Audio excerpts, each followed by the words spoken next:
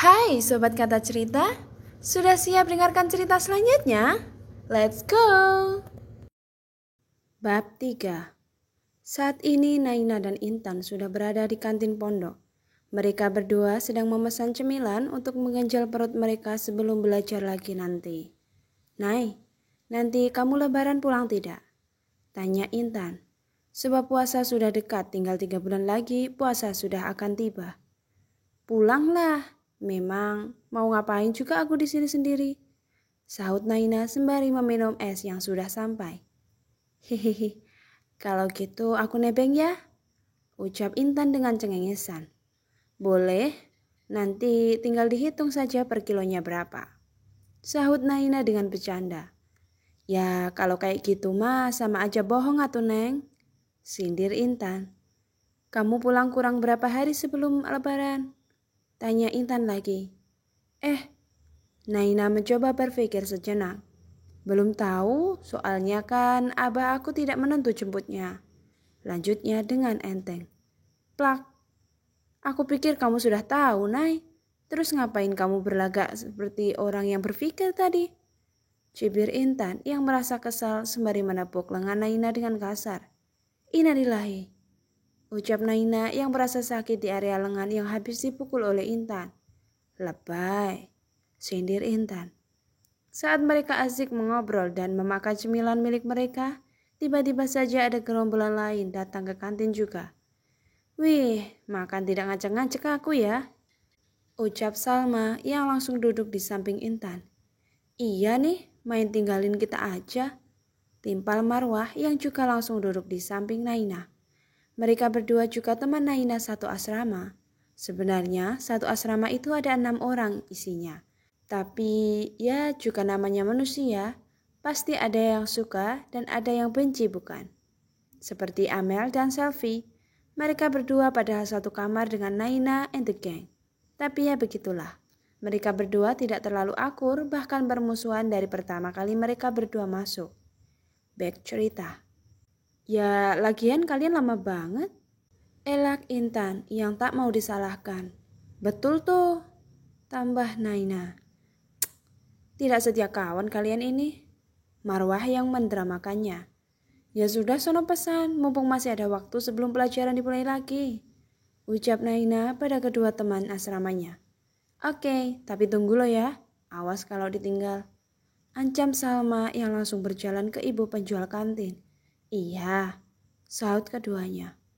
2 bulan kemudian, waktu tak terasa sudah 2 bulan, yang berarti sudah 2 bulan juga pernikahan Ning Rahma dan juga Ustadz Fatir terlaksanakan. Tapi pagi ini semua tampak ramai, tidak seperti biasanya, di mana semua orang sedang membicarakan Ning Rahma yang pingsan saat sholat subuh di masjid tadi. Naina yang mendengar itu pun merasa khawatir. Ia tak mengikuti kegiatan masjid karena tamu bulanannya datang, sehingga ia tak tahu kejadian yang sebenarnya. Kasihan ya Ning Rahma, apa beliau kecapean ya? Ucap salah satu santriwati. Iya, mana wajahnya pucat sekali. Timpal yang lainnya. Iya, kasihan Ustadz Fatir tadi begitu khawatir dengan keadaan Ning Rahma yang pingsan tadi. Sahut yang lainnya juga. Bahkan tadi aku sempat lihat kalau Ustadz Fatir sempat nangis loh. Sebegitu cintanya Ustadz Fatir kepada Ning Rahma ya. Ucap santriwati yang menggibah di pagi hari di bawah jemuran. Naina yang mendengar itu pun lekas segera menyelesaikan urusan jemurannya dan langsung pergi untuk mencari teman-temannya berada. Setelah Naina mencari, ternyata mereka ada di dapur pondok untuk membantu memasak untuk sarapan semua santri putri maupun santri putra. Assalamualaikum. Salam Naina kepada semua orang. Waalaikumsalam. Jawab semua orang yang berada di sana. Nai, sini. Panggil Marwah dengan melambaikan tangannya ke arah Naina. Ku datang beriku dulu nggih mbak. Ucap Naina pamit kepada ketua kelompok. Enggih mbak, sahutnya dengan ramah. Lekas Naina berjalan menuju ke arah teman-temannya berada. Begitu ia sampai, ia langsung ditarik oleh Salma untuk duduk di dekatnya. Sudah selesai kamu jemurnya? Tanya Salma. Sudahlah, kalau belum mana mungkin aku ada di sini. Sahut Naina sembari memutar matanya dengan malas. Kalian dengar tidak berita tentang Ning Rahma? Tanya Naina dengan berbisik, sembari tangannya ikut membantu mengupas bawang. Dengarlah, orang kita punya kuping kok. Canda Intan. Ih, Intan orang aku serius juga. Naina cemberut, begitu mendengar jawaban dari temannya itu yang malah bercanda. Loh, aku juga 2 rius tahu. Keda Intan, terkekeh melihat Naina dengan wajah kesalnya. Menurutnya, itu sebuah hiburan untuknya. Apalagi wajah Naina yang putih bersih berubah menjadi memerah karena kesal atau menangis. Menurutnya itu lucu sekali. Naina adalah definisi bidadari kalau menurut semua santri putri. Bagaimana tidak disebut bidadari? Coba kalian bayangkan. Wajah Naina yang putih bersih dengan mata yang bulat dan besar. Pipi yang sedikit cabi, bulu mata yang lentik, alis yang tertata rapi. Bibir yang kecil mungil dengan bagian atas yang tipis dan bawah sedikit tebal berbentuk perahu. Dan satu lagi, suaranya yang lembut dan menyejukkan siapa saja yang mendengarnya. Sehingga banyak para santri putra yang menaksir dirinya dan santriwati yang cemburu. Karena itu juga Bunyai Farah menetapkan untuk para santri putri memakai nikab atau cadar. Tentu tujuannya adalah untuk kebaikan dan menghindari zina mata, pikiran, dan pacaran. Baik cerita. Intan! Geram Naina yang sudah bersiap melempar bawang yang masih utuh ke arah Intan. Hei, itu yang di sana jangan bercanda aja. Ini sudah dekat waktunya sarapan. Tegur pengurus dapur tersebut. Afwan ukhti. Ucap semua yang meminta maaf kepada pengurus dapur. Iya, sahutnya dengan sopan. Tuh kan, kamu sih. Intan menyalahi Naina. Kok aku sih? Kan kamu yang mulai duluan. Elak Naina yang merasa tak salah. Sudah, nanti kita ditegur lagi. Lerai Marwah. Naina hanya mendengkus kesal pada Intan. Sementara Intan terkekeh geli melihat wajah kesal Naina.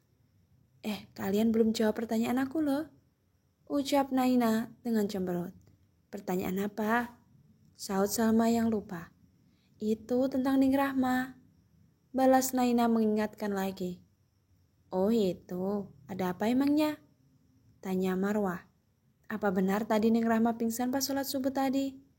Ingatkan Naina. Betul, tadi Ustadz Fatir kelihatan khawatir banget, sampai beliau nangis. Ucap Salma. Kasihan banget ya, semoga saja Ning Rahma tidak apa-apa. Sahut Marwah yang mendoakan Ning Rahma.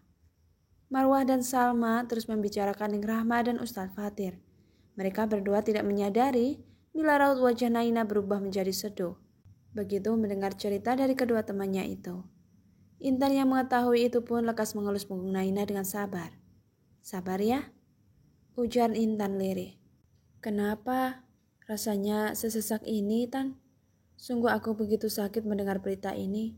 Ucap Naina dengan nada serak seperti menahan tangisnya. Iya, aku tahu.